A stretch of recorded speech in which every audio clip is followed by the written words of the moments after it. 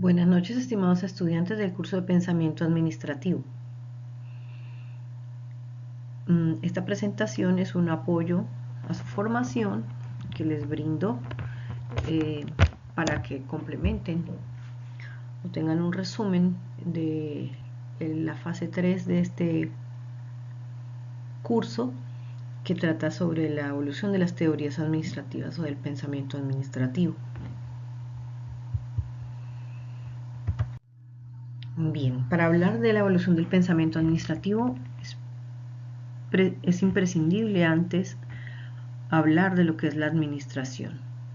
La palabra administración viene del latín administrare, que está compuesto por dos partículas, ad, que significa a, y ministrare, que significa servir.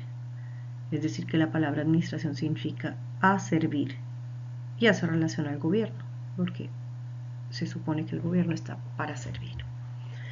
La Real Academia Española de la Lengua la define así: gobernar, ejercer la autoridad o el mando sobre un territorio y sobre las personas que lo habitan, dirigir una institución, ordenar, disponer o organizar, en especial la hacienda o los bienes, desempeñar o ejercer un cargo, oficio o dignidad. Cada teoría administrativa la define de una manera. En general, sus acepciones hacen referencia al estudio de las organizaciones, que busca describirlas, comprender cómo funcionan e influir en su desarrollo para alcanzar unos objetivos o metas trazados.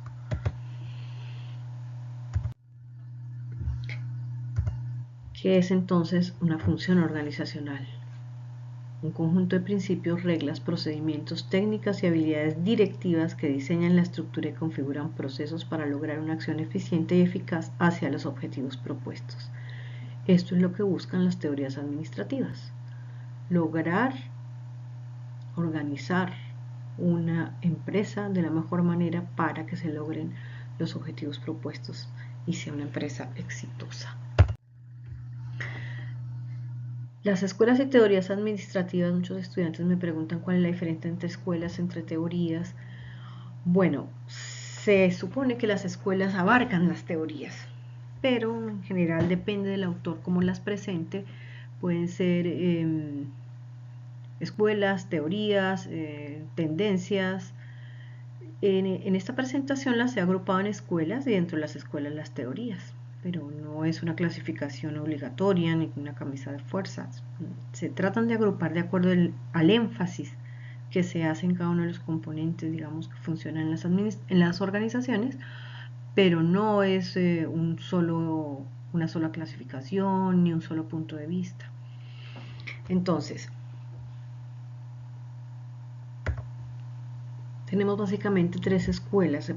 Podemos distinguir tres escuelas gruesas de las teorías administrativas: la escuela clásica, la escuela de relaciones humanas y el comportamiento, y la escuela holística, que abarca estas dos.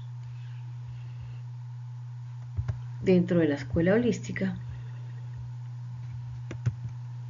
tenemos la teoría neoclásica, el enfoque de sistemas y la teoría de contingencias. Este cuadro hace un resumen de esas principales escuelas, viendo cuál es el énfasis que tienen cada una de ellas, las teorías más representativas y los principales representantes de este pensamiento administrativo. Entonces tenemos las tres escuelas gruesas, que son la clásica, desde comienzos del siglo hasta mediados del siglo XX, la del comportamiento, que es desde los años 40 más o menos hasta los años 70 del mismo siglo, la análisis estructural, que va desde los años 60 hasta nuestros días, y la integradora y global, que va desde los años 80 también hasta nuestros días. El enfoque de la primera son las tareas y la estructura de la organización. La segunda hace más énfasis en las relaciones humanas, la relacionalidad limitada y los procesos. Es decir, la primera se enfoca en el qué, la segunda se enfoca más en el cómo. El análisis estructural es más de carácter organizacional y la integradora global se enfoca en lo estratégico y en lo operacional. Dentro de la clásica tenemos tres teorías: la teoría científica, la teoría del proceso administrativo y la del modelo burocrático, cuyos principales exponentes son Taylor, Fayol y Weber respectivamente. Dentro de las teorías del comportamiento está la del comportamiento interpersonal, cuyos exponentes principales son Mayo y Maslow, y la del comportamiento grupal, con sus principales exponentes McGregor y Follett. La teoría del sistema social, principales exponentes Barnard y Simon, y la teoría neoclásica de Peter Drucker. Se dice neoclásica porque vuelve otra vez a los postulados de la teoría clásica sobre las tareas y estructuras, esta vez enfocado en los procesos. Es el cómo se hacen las cosas, pero también énfasis en el quehacer de la empresa, en las tareas. Bien. La teoría de sistemas, dentro del análisis estructural, cuyo principal exponente es Berta Lanfy. Dentro del enfoque estratégico, la teoría de las 5 fuerzas de Michael Porter. Y dentro del enfoque operacional, las 7 S de McKinsey de Peters. Bien, esta pirámide nos muestra cómo ha sido la evolución de un siglo del pensamiento organizacional desde comienzos del siglo XX hasta la actualidad y las principales variables que se han tenido en cuenta en estas escuelas de pensamiento administrativo. El modelo de gestión científica hacía énfasis en la organización de la tarea, la máquina, la fábrica como centro de reunión de las personas. También hay una escuela que es la burocracia de Max Weber, que hace énfasis en la estructura de la organización, y la división funcional de Fayol. En el modelo de comportamiento se hace énfasis en las personas más, ya sea como sujeto individual, en un grupo, el comportamiento en la empresa y de la empresa, y la optimización de las decisiones. El modelo estructural hace énfasis en la influencia del entorno, los componentes de la empresa, las contingencias a las que se enfrenta la empresa. El modelo integrador se fija en las variables que inciden en la estrategia de la empresa y el esfuerzo por integrar pensamientos alrededor de la organización de la empresa. Y el modelo global, que ya considera la empresa extendida a nivel global, con muchas agencias o multinacionales, por ejemplo, la cultura y los valores de la organización, el core de competencias, el corazón de competencias, lo que hace competitiva la empresa, las tecnologías de información y comunicaciones y el conocimiento como fuente de competitividad en una empresa. Bien, los principales exponentes de estas escuelas de pensamiento. Dentro de la administración científica tenemos a Frederick Williams Taylor, estadounidense, ingeniero mecánico, que aplicó el método científico para analizar las tareas, los métodos y los tiempos, y así encontrar cuál era la mejor manera de hacer un trabajo con el fin de incrementar la productividad. Básicamente se centraba en las tareas, qué se hace y cómo se hace para hacerlo mejor y ser más productivos. Son los estudios de tiempos y movimientos. También dentro de esta escuela está Henry Fayol, también ingeniero francés, nacido en Estambul. Usó el método científico para definir las funciones que integran la empresa. Introdujo la racionalidad y productividad en el funcionamiento de la empresa desde la dirección como encargada de que la empresa funcione. Para ello tenía que dividirla por funciones: la función de producción, comercial, financiera, seguridad y contabilidad. La administración científica también tuvo entre sus exponentes a Max Weber, sociólogo alemán. Max Weber es conocido era un sabio, él escribía de muchos ámbitos del conocimiento. La administración solo era uno de ellos. Él es el autor de La ética protestante y el espíritu del capitalismo, que es una de las obras sociológicas y económicas y bueno, que ha influido en el pensamiento de la humanidad. En la parte administrativa aportó el modelo burocrático, hablaba de la organización como un sistema basado en relaciones de autoridad y reglas de procedimiento. Y su énfasis era la división racional del trabajo para lograr mayor productividad. Entonces, los factores de éxito de una organización eran la burocracia, la jerarquía, la autoridad y la unidad de mando. Dentro de la escuela del comportamiento tenemos a Elton Mayo, australiano, que era sociólogo y psicólogo industrial. Hay un cambio de énfasis o de paradigma en esta escuela con respecto a la anterior, y es que entra a estudiar La productividad de la empresa basada en quién hace esa productividad, no en cómo se llega a la productividad. Es decir, se centró en el ser humano, en los efectos que sobre la conducta en el trabajo o productividad de cada persona tenían las condiciones físicas de trabajo, el ambiente de trabajo, los recursos con los que se trabaja. De esta misma escuela es Abraham Maslow, es psicólogo, quien creó su famosa pirámide de las necesidades, porque la motivación es la que mueve al trabajador. Esta jerarquía de necesidades de Maslow partía de las más primarias, que son las fisiológicas, comer, dormir, respirar. Seguía con las necesidades de seguridad, protección, moral, las necesidades de aceptación social, afecto, amor, la pertenencia, la amistad, las necesidades de autoestima, confianza, éxito, respeto, hasta llegar a la autorrealización a través de la moralidad, la creatividad, la espontaneidad, participación. Ir satisfaciendo esta escala de necesidades lleva al ser humano a estar mejor motivado en todas las esferas de su vida, incluido el trabajo. Dentro de esta misma escuela está McGregor, Douglas McGregor, otro estadounidense, ¿no? Nos comportamos con las personas según el concepto que se tenga de ellas. Entonces, si tú piensas que las personas son flojas, no quieren trabajar, hay que estarlas vigilando, controlando para que hagan lo que tienen que hacer, es su teoría X, y el directivo tendrá que ser de estilo estricto, autocrático, rígido, y considerando a las personas meros factores de producción. Su papel es hacer que trabajen. En la otra esquina está la concepción Y, que es una administración mucho más abierta, participativa. La administración es crear oportunidades, es pensar que las personas y creer que las personas realmente pueden aportar y no están simplemente, vale, vamos que sí, se trabaja por un salario, pero hay otras cosas en el trabajo que se encuentran en el trabajo que no son solamente lo económico y que también sirven para el desarrollo del ser humano. Otro exponente de la escuela de comportamiento es Herbert Simon, otro estadounidense, economista y politólogo.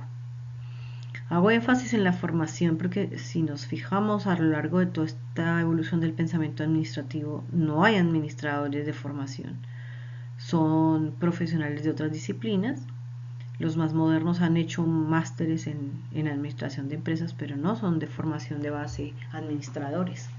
Y eso llama la atención. Estudiaron por otras razones como ingenieros o como de las ciencias sociales, el comportamiento humano, se fijaron o en las tareas o en el comportamiento de las personas, pero no estaban centrados, digamos, en cómo una u otra esfera se combinan para llegar a ser exitosa una organización, que es el deber ser de los administradores.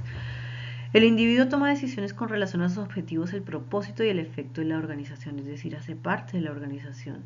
Los incentivos, recompensas y sanciones organizacionales están diseñados para fortalecer y mantener esta identificación de la persona con el trabajo. Los elementos universales del comportamiento social humano son la autoridad, la lealtad y la identificación organizacional, es decir, hace parte de la vida del ser humano el trabajo. Él se identifica con su trabajo y por eso cumple o trabaja. Peter Drucker, austriaco, abogado de formación, el llamado neoclásico en la administración, porque vuelve el énfasis en la productividad privada para lograr la eficacia. La eficacia es el cumplimiento de objetivos. Y efectivamente habla de la administración por objetivos. Las organizaciones son órganos que realizan una tarea social y deben cumplir este objetivo. Son similares en su área administrativa. Los individuos planean, deciden y hacen dentro de las organizaciones. La escuela estructuralista, que ya entonces se basa como en la empresa como un todo y no en una sola parte o en partes. La primera concepción es la de Ludwig von Bertalanffy, austriaco, que era biólogo y filósofo, y se centró en la concepción humanista de la naturaleza humana. Las organizaciones son sistemas y como tal debe abordarse la interdependencia de sus partes. 3 premisas básicas. Los sistemas existen dentro de sistemas, es decir, una organización como tal está inserta dentro de otro sistema, que puede ser económico o social. Estos sistemas son abiertos, es decir, que tienen relaciones entre sí, y las funciones de un sistema dependen de su estructura, cómo se organiza la empresa para desempeñarse dentro de otro sistema mayor que le rigen muchas partes de su quehacer. La escuela integradora más actual de Michael Porter, ingeniero mecánico con un máster en administración de empresas. Ya entramos a la era moderna porque son pensadores que aún están desarrollando teorías y aportando al pensamiento administrativo. Es el padre de la estrategia competitiva. Dicen que la competitividad y la innovación son los factores esenciales para el éxito de una organización, e introdujo la responsabilidad social corporativa como una función también de las empresas. Su modelo habla de las 5 fuerzas competitivas con las que la empresa debe hacer alianzas o moverse para ser exitosa. Son estas 5 fuerzas: los compradores, los consumidores, que son sus clientes; los competidores actuales con los que se debe enfrentar; los competidores potenciales a los cuales se podría enfrentar eventualmente en el futuro; los proveedores con quienes debe hacer alianzas estratégicas. Tener buenos proveedores es crucial para el quehacer de una organización; y los productos sustitutivos que eventualmente pueden desplazar su mercado y quitarle su participación. Esta escuela integradora de Michael Porter nos habla de la cadena de valor. La cadena de valor es un esquema que nos habla de la organización de la empresa. Divide en actividades de soporte y actividades primarias. Las actividades de soporte o misionales, y esto es parte de lo que llamamos lo hemos llevado a la parte de la planeación en la administración, planeación estratégica. Las actividades primarias son las misionales de la empresa: logística de entrada, las operaciones, la logística de salida, las ventas y el servicio, que hacen parte del corazón de la empresa. Y las actividades de soporte son las que hacen posible que estas actividades primarias se lleven a cabo, que son la infraestructura, la gestión de los recursos humanos, la tecnología y los insumos que se compran para poder producir en la empresa. Y estas juntas trabajando crean la cadena de valor que transforma y que da un resultado que es el que finalmente lleva a la utilidad de la empresa. Este esquema de la cadena de valor es utilizado, por ejemplo, en el DNP. Para los proyectos se usa la cadena de valor. Pueden buscar en internet y mirarlo. Bueno, la escuela integradora tiene también como su principal exponente a Tom Peters, ingeniero civil con máster en administración de empresas. Tiene su página web, pueden entrar y curiosear allí sobre la interrelación que él tiene con la comunidad académica, con las empresas. Él habla de la creatividad y la alta capacidad de respuesta, descentralización, estructuras organizativas planas y estilos de dirección abiertos, así como obsesión por el cliente, que son las que llevan al logro de ventajas competitivas por sobre los demás competidores de una empresa. Que fijémonos en esos factores de los que habla Peters: la creatividad, alta capacidad de respuesta, es decir, flexible para adaptarse rápidamente al entorno cambiante que tenemos actualmente; descentralización, no es posible que una persona o una cabeza o una dependencia esté encargada de toda la gestión de la organización, porque es imposible hoy en día responder con flexibilidad, rápidamente, con creatividad, siendo centralizados. Estructuras organizativas planas en oposición a las estructuras burocráticas de Weber. Estilos de dirección abiertos, un liderazgo mucho más cercano con el trabajador, obsesión por el cliente, que es el rey, son los que logran las ventajas competitivas extraordinarias. De Tom Porter son las 7 S de McKinsey. McKinsey es la consultora número 1 del mundo. Estas 7 S de McKinsey son 7 S porque están en inglés: Strategy, Structure, Staff, Skills, Systems, Shared Values, Style. Son la estrategia, la estructura, los empleados, las habilidades, los sistemas o procesos internos, los valores compartidos y el modo de comportamiento de los líderes o el estilo de liderazgo. Tener en cuenta estas 7 S son indispensables para mantener un enfoque inteligente de la organización. Son las organizaciones exitosas. Bueno, esta es brevemente la reseña que les quería compartir para darles un entorno general de lo que es esta fase del curso. Espero que les sirva ahora y en el futuro. Muchas gracias.